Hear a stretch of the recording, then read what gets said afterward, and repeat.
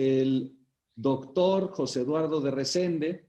Es doctor en Derechos Fundamentales de la Universidad Carlos III de Madrid. Es magistrado camerista federal de trabajo jubilado del Tribunal Superior de Trabajo de Minas Gerais y presidente de la Unión Iberoamericana de Jueces. Tiene una amplia experiencia en expedientes electrónicos en derecho laboral, derecho procesal laboral, derecho procesal electrónico y cooperación judicial. Además, José Eduardo de Resende es profesor de algunas universidades en Brasil y miembro del Comité Estatal de Atención a Migrantes, Refugiados y Apátridas, Enfrentamiento a la Trata de Personas y Erradicación del Trabajo Esclavo. Es miembro de honor del Instituto Paranaense de Derecho Procesal y miembro del Instituto Brasileño de Derecho Electrónico, IBDE, y es ponente en diversos foros sobre justicia digital. Pepe, bienvenido, adelante, te escuchamos. Hola, muchas gracias, Pablo. Bueno, primero sobre el expediente electrónico. Esta experiencia práctica, tenemos muchos errores. El primer error es tratar el expediente electrónico con la cabeza de papel. Hemos implantado la forma de papel, que es un caderno secuencial, hoja 1, hoja 2, hoja 3, hoja 4000, en secuencia, ¿no? Como si fuera necesario en el medio electrónico tener un cadernito de papel. Entonces, eso ha sido un gran error de design, de racionalidad. Es que en Brasil el expediente ha empezado digital como, no propiamente como un expediente electrónico, pero como un expediente,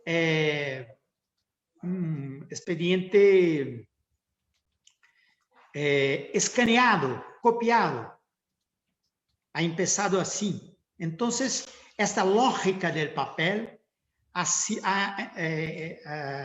informado toda nuestra experiencia. Tenemos dos cosas muy buenas y muy importantes en nuestra ley, principalmente. Primero, la plataforma, el programa de expediente electrónico con programas propietarios. Y serían programas propietarios y no programas open source, de códigos abiertos. Y la segunda cosa es que también grandes empresas de network, de estructura de network, estructura de red, querían implantar o acceso al expediente electrónico desde intranets y no desde internet, que es con acceso público. Pero esto ha sido dos grandes vitórias de nuestro expediente electrónico. La plataforma es con código libre, público, la programación, y también se puede acceder al expediente electrónico en Brasil desde internet.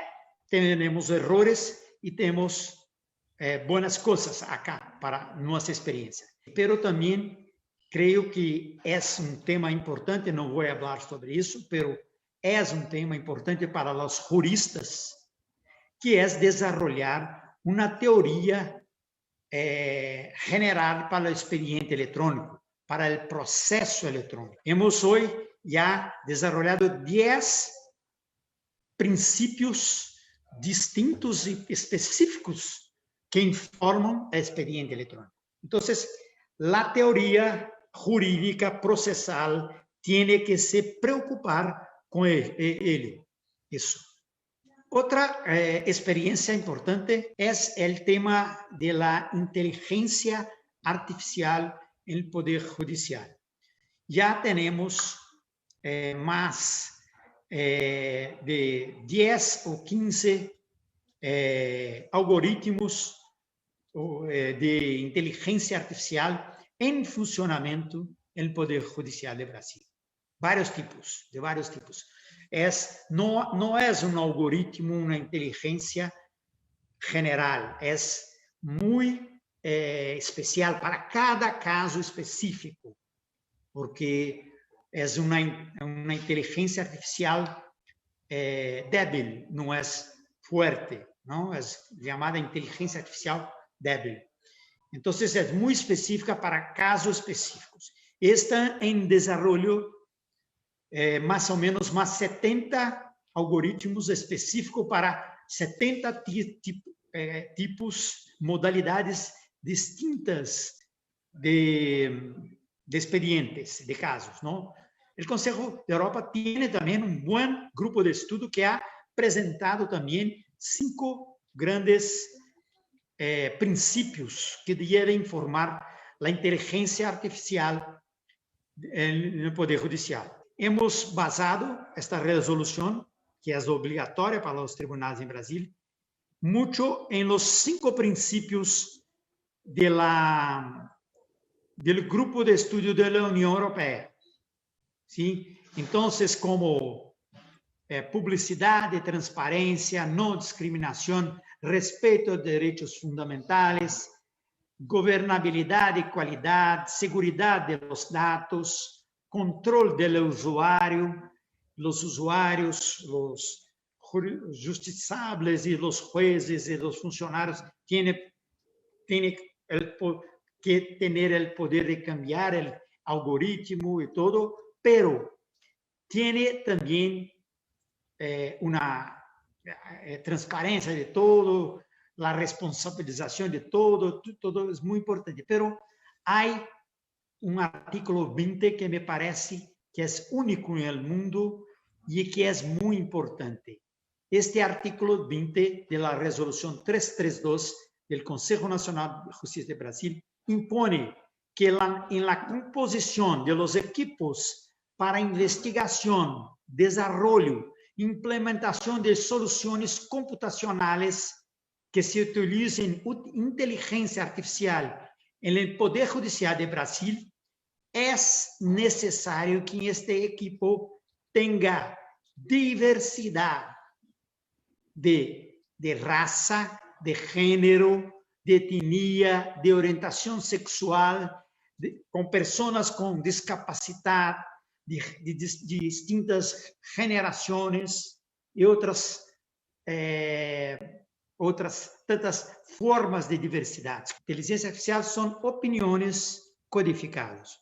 Entonces, es muy importante ter preocupación con el tema de la discriminación y para eso es importante que el equipo de desarrollo tenga diversidad y multidisciplinariedad.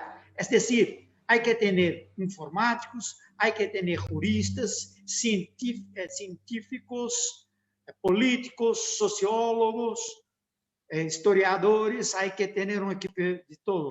Entonces, es muy importante el tema de la discriminación en el uso de la inteligencia artificial. Muchas gracias, es un honor estar aquí, estoy a disposición. Pepe, muchas gracias a ti por tu brillante exposición. Bueno, vamos a pasar entonces a la ronda de preguntas y respuestas. Y para Pepe Chávez, muchas preguntas. Una de ellas es, la estandarización de los juicios puede traer enormes distorsiones en la resolución de determinados casos. ¿Cómo podemos garantizar un software con la capacidad de trabajar con datos más precisos que facilite la impartición de justicia y evite juicios dispares? ¿Y cómo nos puede ayudar la inteligencia artificial en este proceso? Otra pregunta para Pepe Chávez, que más que una pregunta es una petición, que nos comparta y nos cumpla la oferta de en 2 minutitos revisar su acceso a un expediente para que todos podamos verlo y entender prácticamente de lo que estamos hablando. Creo que voy a hacer algo muy rápido, pero sobre el tema de cómo este algoritmo de inteligencia artificial puede evitar errores y discriminaciones. La primera cosa que es importante decir es que este tema de una inteligencia artificial fuerte que va a sustituir el juez es cosa de película. en la actualidad. No existe, no puede existir, no va a existir, no, es imposible. No es imposible, es que va a tardar mucho. Sobre todo en un sistema de civil law. Como law es más fácil porque se alimenta la base de datos con decisiones anteriores, con precedentes. Entonces es más fácil conseguir desarrollar una experiencia, un algoritmo, una inteligencia desde el aprendizado de máquina. Pero en civil law es más difícil porque la interpretación de la ley es más complejo para eso. Pero el más importante de todo es que tenga diversidad en el equipo, ¿no? Para garantizar que todo, evitar discriminación y evitar tener visiones múltiples, no solamente la visión del juez, del Poder Judicial, pero de la sociedad también. Hay que hacer un equipo coparticipativo, sociedad, comunidad y Poder Judicial. Bueno, voy a enseñar, quizá el tema de la... para ingresar desde mi finca, yo voy a ingresar en el expediente ahora, online. Vamos a ver. Entonces, aquí está el site, la homepage de mi tribunal. Y ahora, aquí la homepage, entonces, PJE, Processo Judicial Eletrônico. Então, pinche aqui e vamos ingressar aqui na segunda página. Hay un error aquí también, algo que no es bueno. Hay una división de la justicia del primer grado, de primera instancia, y la justicia de la segunda instancia. Está distinta en mi tribunal. Tenía que ser lo mismo enlace. Eso no es bueno. Eso ya es un error. Bueno, vamos a ingresar en la justicia de primera instancia. Entonces aquí está. Yo tengo que ingresar con mi token de criptografía que está ya en mi ordenador. Yo voy a... Y aquí mi password. Es una criptografía asimétrica muy segura con este token, ¿no? Es un sistema muy seguro para acceder. Entonces ya estamos en expediente electrónico, en la bufete del abogado, así decir. Aquí estamos todos mis expedientes, mi nombre aquí está, no sé si pueden mirar mi nombre, José Eduardo está acá. Y todo eso, aquí puedo buscar otros expedientes, varias cosas puedo hacer, ¿sí? Bueno, voy a ingresar en expediente aquí. Yo tengo expedientes en este tribunal en la ciudad de Belo Horizonte, que es la capital de mi estado, del estado de Minas Gerais, y en una otra ciudad que se llama Betim. Voy a entrar aquí en Betim, solamente tengo 2 juzgados de la primera juzgado y del cuarto juzgado de Betim, ¿no? Y aquí son los expedientes que tengo en cada uno de estos juzgados. Voy aquí y voy a ingresar en este expediente hoy aquí. Estamos ya dentro del expediente. Un momento, porque está con... No sé qué pasa aquí, que no... Bueno, está aquí. La pantalla está chica. Aquí está el expediente. Bueno, podemos ver, aquí todos son... Cada acto del abogado, de los funcionarios judiciales o de jueces está aquí. Despacho en portugués significa una decisión interlocutoria del juez. Aquí, a ver, tienen una decisión y aquí se abre la decisión. Es una jueza, Jordana Duarte Silva, ha dado una decisión interlocutoria.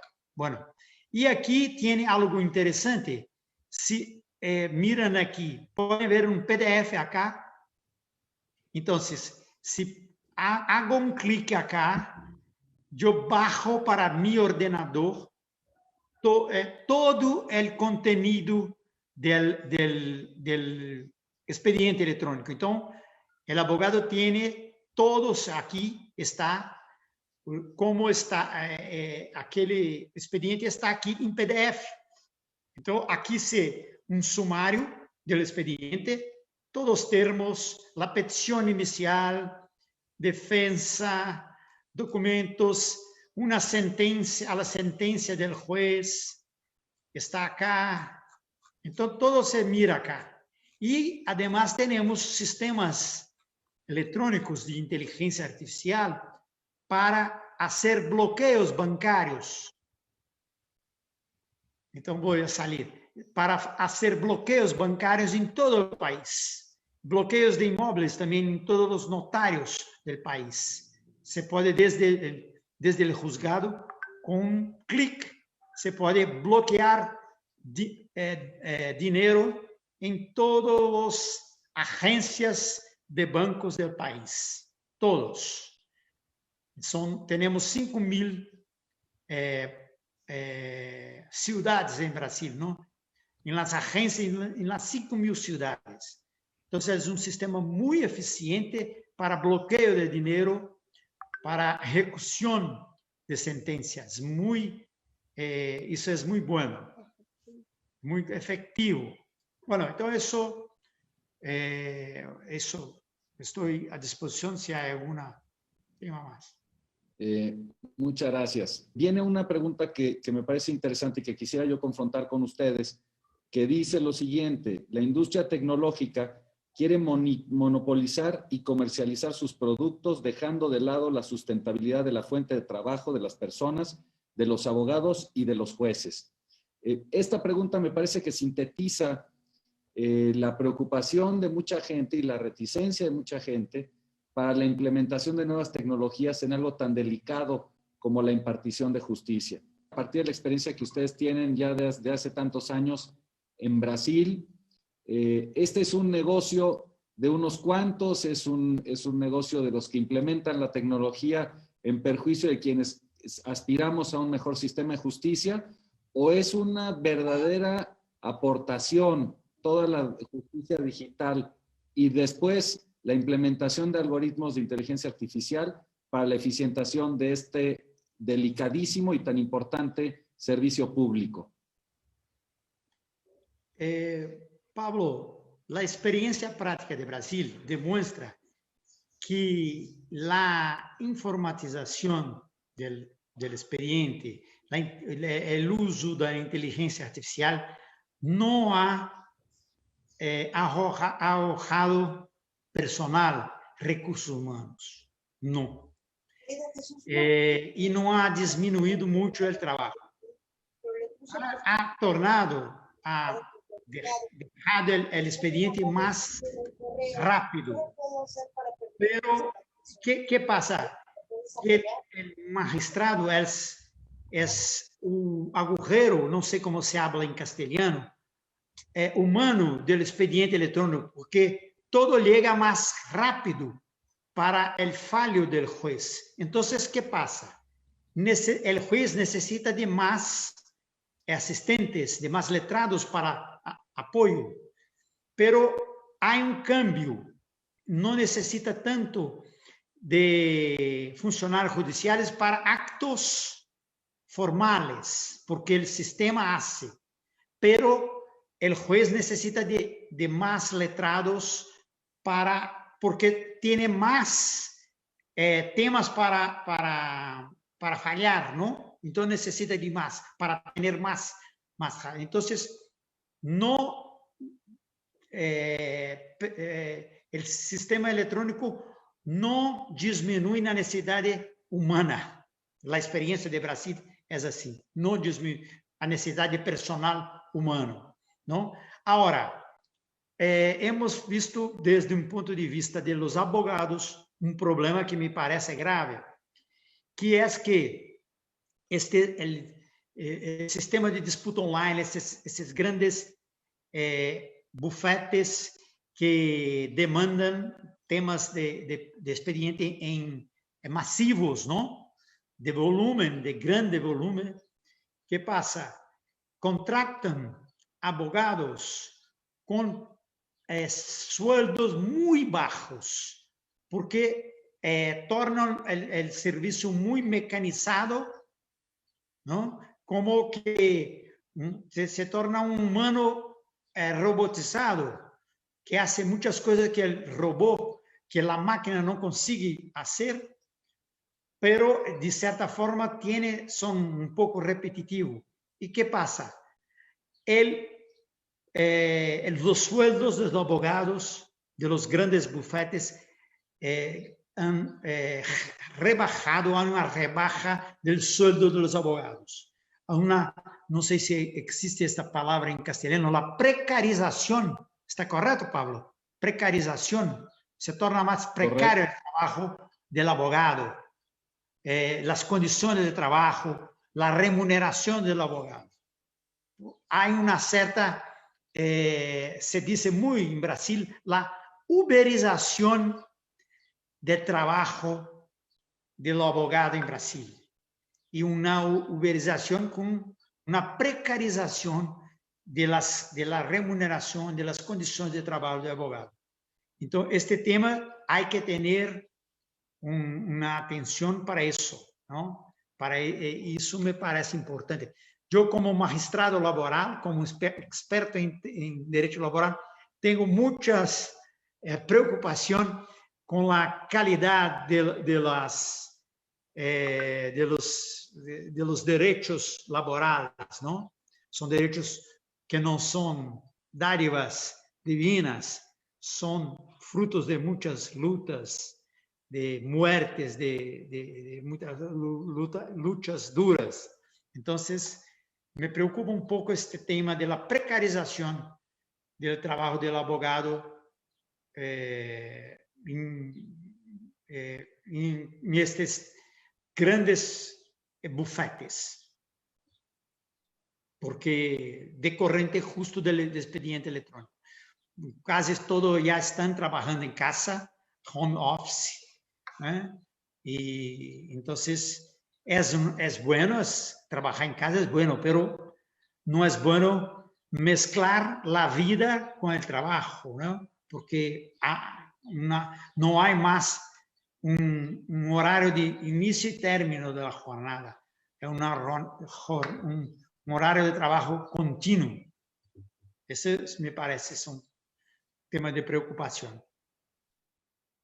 Muchas gracias, Pepe.